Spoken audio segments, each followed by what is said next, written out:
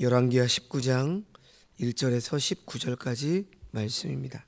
남유다 13대 왕 히스기야죠. 이 히스기야는 자신의 아버지 아하스와는 달리 산당들을 제거하고 주상을 깨트리며 목상을 찍었고, 모세가 만들었던 놋뱀이 우상화되는 것을 보고 그 놋뱀까지 부숴버렸던 왕이었습니다. 열왕기서 기자는 이런 히스기야 왕을 열왕기하 18장 5절에서 히스기야가 이스라엘 하나님 여호와를 의지하였는데 그의 전후 유다 여러 왕 중에 그러한 자가 없었다, 이렇게 평가하고 있죠. 하나님을 의지함으로 형통의 복을 받은 히스기야는 주변 강대국을 의지할 이유가 없었습니다. 그래서 부왕 아하스와는 달리 아수르 왕을 의지하지 않고 오히려 아수르와의 외교를 단절했죠. 그렇게 되니까 이제 아수르가 가만히 있을 리가 없겠죠. 북이스라엘을 멸망시켰던 아수르는 히스기야 통치 14년에 남유다의 모든 견고한 성읍들을 쳐서 점령을 하고 마침내 예루살렘 성을 위협했습니다. 그런데 이때 히스기야는 초지일관 하나님을 의지하며 아수르의 위협에 흔들리지 않았었어야 했는데, 아수르 왕의 이 성난 마음을 누그러뜨리려고 어떤 행동을 합니까? 왕궁 곳간에 있는 것뿐만 아니라 여호와의 성전의 문과 기둥에 있는 금까지 긁어 모아서 아수르 왕에게 상납을 했죠. 히스기야 왕의 행적 중 가장 안타까운 일이었습니다. 자, 그런데 어제의 본문을 보면 아수르 왕은 이 엄청난 양의 금과 은을 받고서도 본국으로 돌아가지 않고 오히려 협박의 강도를 더 높였습니다. 아수르 왕은 그의 신하를 통해서 히스기야에게 애굽도 의지하지 말고 여호와 하나님도 의지하지 말라, 이렇게 말하면서 자신의 침략이 하나님의 뜻인 것처럼 말하죠. 그리고 예루살렘 거주민들에게 히스기야 왕이 하는 말, 즉 여호와께서 반드시 우리를 건지시리라 라는 이 말을 믿지 말라고 말을 합니다. 지금 이러한 아수르 왕의 말은 고도의 심리전이죠. 그래서 이 심리전을 펼치면서 위협하는 아수르 왕으로 인해서 히스기야 왕의 마음은 너무나도 괴롭고 힘들었습니다. 그래서 오늘 본문은 이 괴로워하는 히스기야 왕의 반응으로 시작을 하고 있죠. 자, 1절 말씀을 보시면 히스기야 왕은 하나님을 향한 창문을 열고자 옷을 찢고 굵은 배를 두르고 성전에 들어갔습니다. 우리가 옷을 찢어야 될 정도로 큰 위기에 빠졌다면 하나님을 향한 창문을 열어야 될 때죠. 이런 면에서 히스기야는 하나님의 사람이었습니다. 열왕기서에서는 위기 속에 창문을 열지 않았던 왕들이 많이 있었지만 히스기야는 비록 인간적인 방법을 동원하다가 직면한 위기였지만 겸비한 마음으로 하나님을 향한 창문을 열었습니다. 히스기야 왕은 기도하는 가운데 이사야 선지자를 떠올리게 되죠. 그리고 이제 이사야 선지자에게 기도를 요청하기 위해서 사람을 부릅니다. 2절과 3절을 보시면 히스기야 왕이 선택한 사람들은 정치 지도자들과 신앙 지도자들이었죠. 그들을 사신으로 이사야 선지자에게 보낼 때 자신처럼 그들에게 굵은 배를 둘러서 보냅니다. 이것 역시 하나님을 향한 겸비한 마음을 갖도록 하기 위함이었죠. 3절 말씀에 히스기야 왕이 말하는 이 환난과 징벌과 모욕의 날, 이 사용한 이 세 단어는 성경의 용례를 보면 하나님께 불순종했을 때 받는 징계와 관련된 단어입니다. 그러니까 지금 3절의 말씀은 히스기야 왕이 아수르의 침공이 단지 남쪽의 애굽까지 세력 확장 차원에서 남유다를 어떤 자신의 그 야망의 교두보로 삼기 위해서 일어난 것으로 생각하지 않았다는 거죠. 히스기야 왕은 눈에 보이지 않는 것, 즉 과거 남유다가 우상을 섬기며 하나님께 불순종한 결과로 본 것입니다. 그래서 남유다의 위기는 마치 임산부가 아이를 낳을 때가 되었으나 해산할 힘이 없어서 임산부와 태중의 아이 모두 죽게 될 위기에 처한 것과 같았다는 거죠. 그때 히스기야 왕은 이러한 위기 속에서도 좌절하지 않고 하나님을 향한 창문을 열어서 하나님과 소통하고자 한 것입니다. 4절 말씀을 보시면 히스기야 왕은 이사야 선지자에게 기도를 요청하면서 예루살렘 성을 포함해 나라를 구해달라는 직접적인 표현을 하지 않습니다. 4절 말씀 보시면요, 랍사게가 그의 주 아스루 왕의 보냄을 받고 와서 살아계신 하나님을 비방하였으니 당신의 하나님 여호와께서 혹시 그의 말을 들으셨을지라. 당신의 하나님 여호와께서 그 들으신 말 때문에 꾸짖으실 듯하니 당신은 이 남아있는 자들을 위하여 기도하소서 하더이다 하니라. 이사야 선지자에게 요청한 기도의 핵심은 하나님의 이름이 높임을 받아야 한다는 것이죠. 하나님을 모욕하고 하나님의 전지전능하심을 무시하는 사람에 대한 벌을 내려달라는 것입니다. 그리고 자연스럽게 남아있는 자들, 즉 아수르에 의해서 패망한 북이스라엘의 10지파 이외에 남아있는 남유다를 위해서 기도를 요청한 것이죠. 그래서 이제 계속되는 5절에서 7절 말씀을 보시면 기도에 대한 하나님의 응답이 나오죠. 6절을 보시면 이사야 선지자가 받은 하나님의 응답은 하나님을 모욕하는 말을 두려워하지 말라입니다.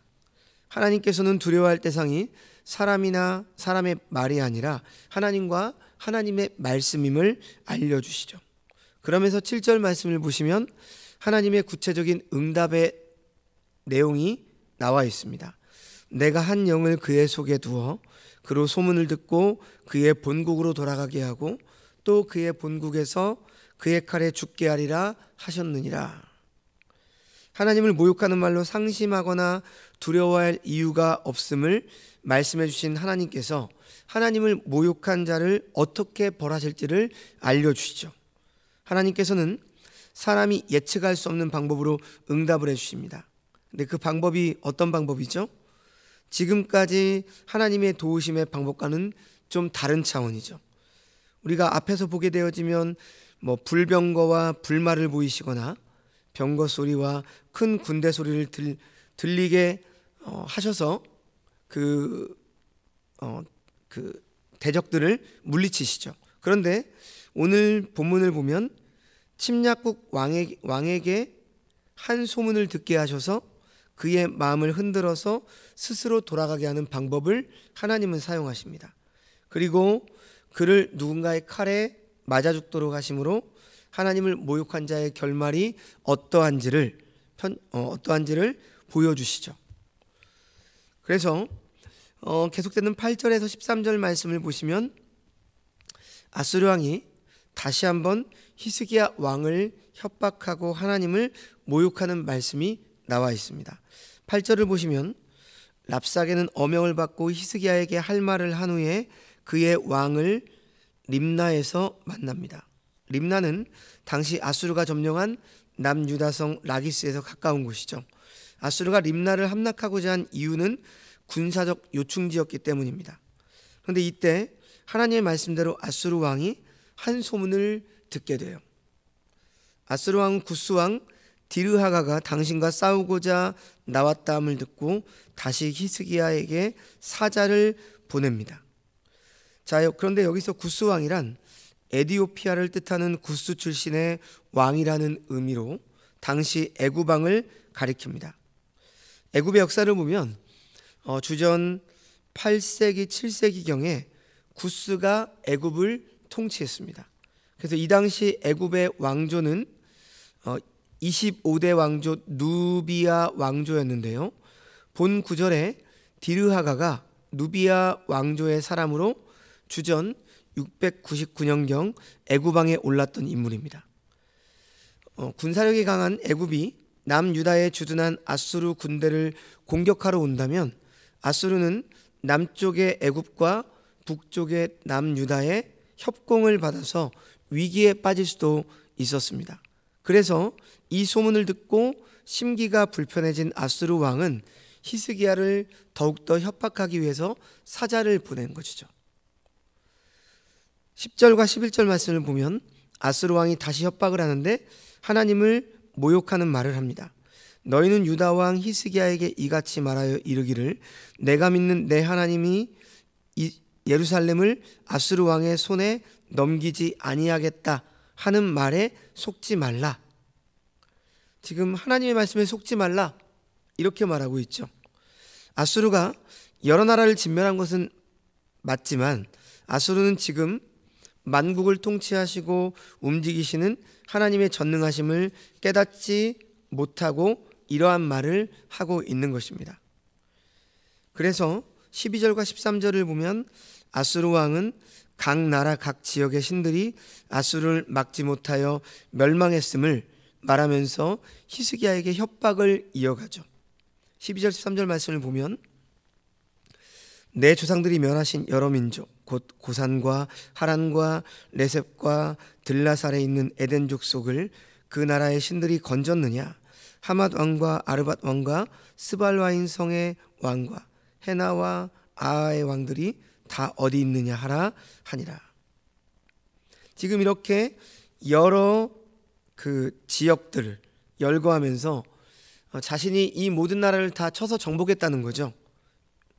아수르 왕 사네림이 자기 나라의 승리의 역사만을 생각했을 뿐 그때까지 인류 역사의 가운데 있던 나라들의 흥망성쇠를 제대로 알았다면 아수르가 천년만년 왕성할 것이라고 생각하지 않았을 것입니다. 우리는 여기서 잠깐 이런 부분을 생각을 해봐야 돼요.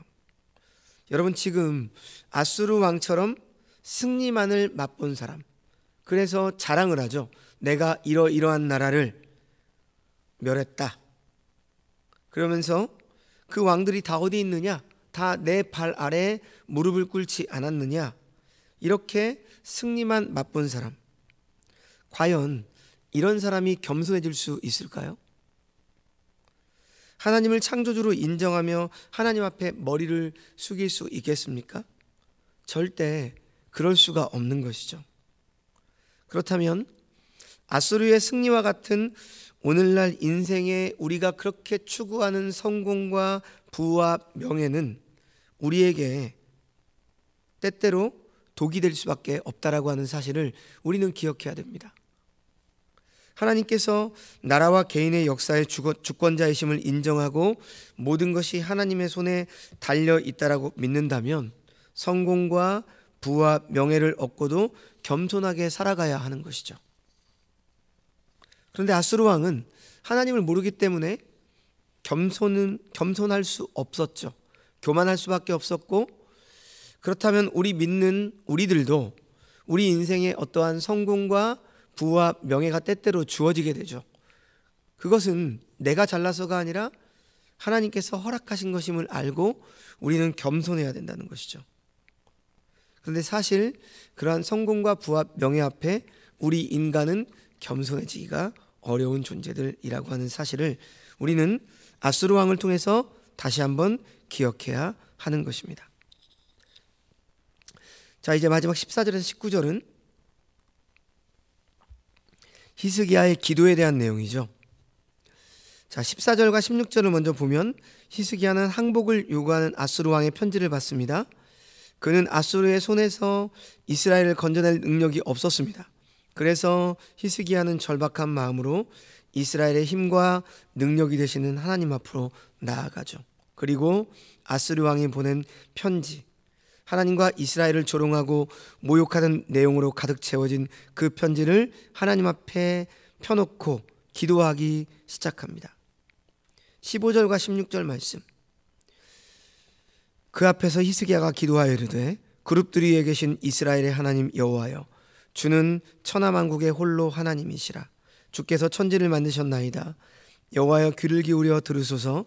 여호와여, 눈을 떠서 보시옵소서. 사네립이 살아계신 하나님을 비방하러 보낸 말을 들으시옵소서. 그는 천지를 지으신 하나님께서 하나님을 비방하는 사네립의 말을 들으시고 그의 행위를 살펴달라고 간구하고 있습니다. 히스기야는 국가의 위기 상황 앞에서 한탄하거나 절망하지 않고 그 문제를 가지고 하나님 앞으로 나아가 기도했죠. 그가 기도의 자리로 나아갈 수 있었던 것은 하나님이 살아계시다는 믿음과 기도에 귀 기울이시며 응답하신다는 사실을 믿는 믿음이 있었기 때문입니다. 우리들도 인생 여정에서 많은 위기 앞에 직면하게 됩니다. 이럴 때 우리는 하나님 없이 살아가는 사람들처럼 한탄과 원망과 좌절과 절망 가운데 머물러 있지 않아야 합니다. 그리고 우리의 힘과 능력이 되시는 하나님께 우리의 시선을 고정하며 나아가야 하는 것이죠. 우리는 참 다행이고 감사하지 않습니까? 불신자들은 정말로 세상이 무너지는 것과 같은 아픔과 슬픔을 겪게 되어지면 그것을 오롯이 자신이 스스로 이겨내야 되고 어떻게든지 해결하기 위해서 몸부림을 쳐야 되는데, 우리는 어때요? 우리는 천지 만물을 지으신 하나님 아버지가 우리의 아버지가 되시잖아요. 그 사실만으로 우리는 의지할 때가 있고, 또 우리의 모든 어려움과 상황을 고아리가 있다라고 하는 거죠. 그리고 우리의 그 신음하는 음성을 들으시고 외면하지 않고 응답하시고 우리와 함께 하시는 하나님이 있다라고 하는 사실, 그것은 엄청난 차이죠. 그래서 우리는 이 히스기야의 기도를 통해서 우리의 인생의 어떠한 문제를 만날 때마다 우리는 불신자들처럼 원망과 좌절로 끝나는 것이 아니라 바로 우리의 힘과 능력이 되시는 하나님께 나아갈 수 있는 그러한 복을 받은 자들임을 우리는 잊지 않고 기억해야 하는 것입니다. 자, 마지막 17절에서 19절의 말씀을 보면 계속되는 히스기야의 기도의 내용인데, 그는 사네립의 말대로 아수르가 여러 민족을 황폐하게 한 것은 사실이지만 그렇게 될 수 있었던 것은 그들의 신이 사람의 손에 의해서 만들어진 돌과 나무였기 때문이라고 말합니다. 따라서 돌과 나무가 그들의 나라를 구하지 못하는 것은 당연한 것이고, 사람의 손에 의해서 만들어진 돌과 나무가 불에 던져지는 것 또한 당연하다고 말합니다. 이어서 그는 하나님이 거짓신이 아니시기에 유다를 아수르의 손에서 구원하고 온 세계 가운데 하나님만이 유일하신 하나님으로 드러나기를 원한다라고 기도하고 있습니다. 사네립은 하나님을 불에 던져진 거짓신과 동일시했습니다. 더불어 자신의 능력이 하나님의 능력보다 우월하다고 주장을 했습니다. 히스기야는 이와 같은 사네립의 교만을 근거해서 하나님의 심판을 간구하고 하나님만이 참신이심을 드러내달라고 기도한 것이죠. 자, 오늘 말씀은 여기까지입니다. 성도된 우리가 인생을 살아갈 때 아수르의 사네립과 랍사게와 같은 사람들이 꼭 있습니다. 하지만 여러분, 우리는 그들의 말에 낙담할 이유가 전혀 없다라고 하는 사실을 기억해야 합니다. 왜냐하면 천지를 지으신 하나님께서 우리와 늘 함께 하시고, 그 하나님은 자신을 모욕하는 자들에 대해서, 그리고 자신의 백성들을 괴롭히고 조롱하는 자들에 대해서 결코 그냥 내버려 두지 않으시기 때문입니다.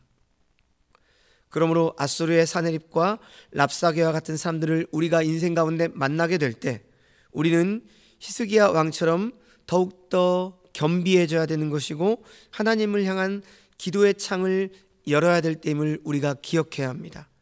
그리고 하나님 앞에 기도하고 하나님의 역사하심의 통로가 우리는 되어져야 되는 것이죠.